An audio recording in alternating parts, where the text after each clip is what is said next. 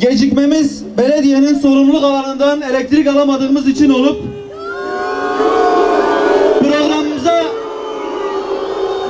programımıza devam edeceğiz.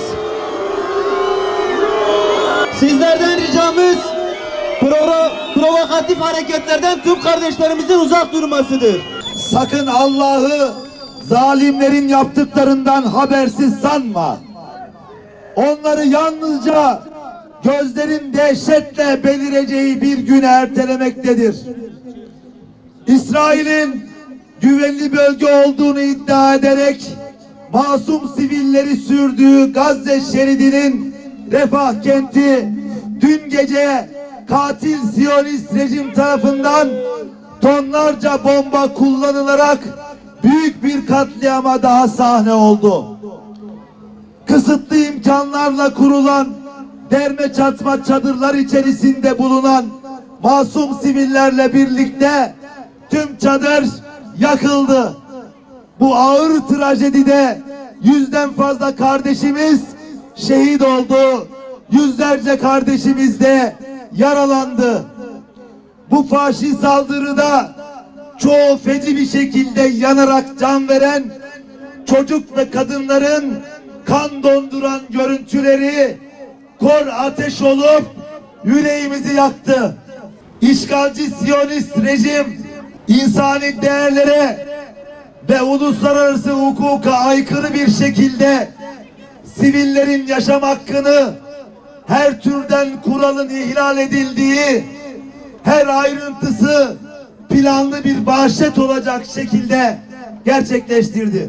Bugün tam 234 gündür saldırılarına aralıksız devam eden, karşısında hiçbir güç ve otorite tanımayan, aleyhinde sonuçlanan, hiçbir uluslararası yaptırımı kabul etmeyen Siyonist rejim gerek insan haklarını gerekse de uluslararası sözleşmeleri ihlal ederek soykırım suçu işlemeye ısrarla devam etmektedir.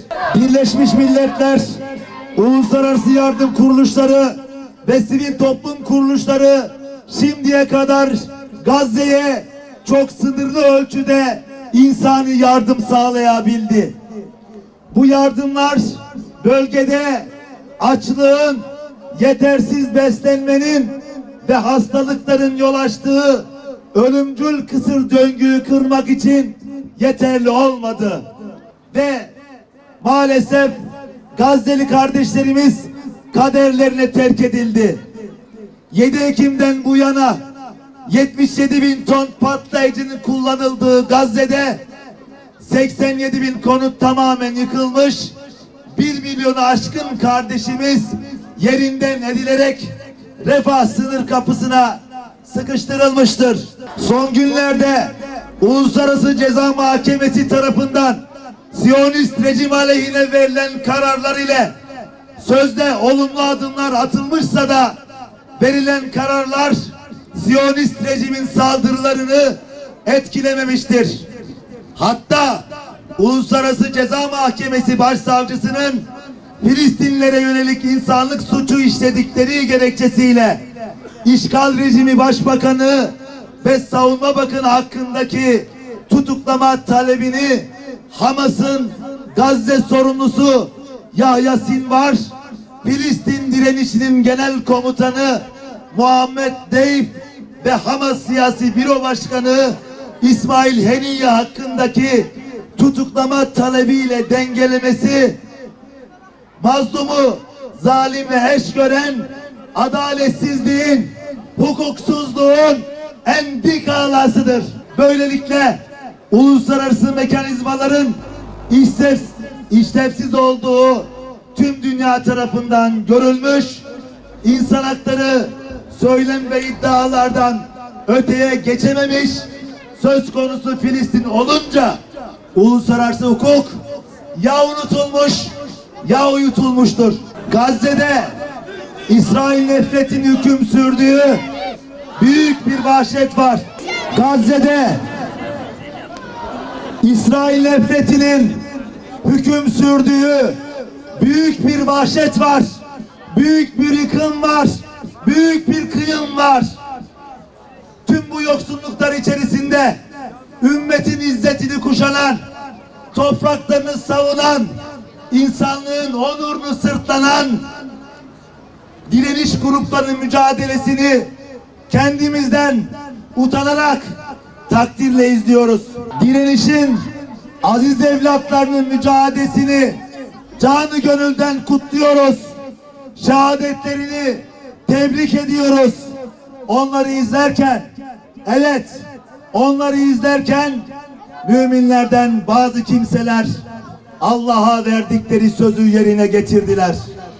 Kimileri onun yolunda can verdiler.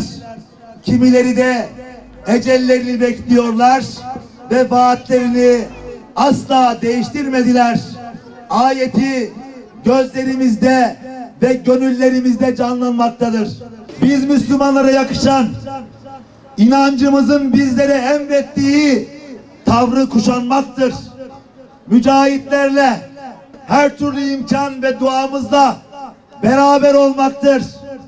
Birey olarak, toplum olarak, ülke olarak ve ümmet olarak izzetli bir duruşu tercih etmektir.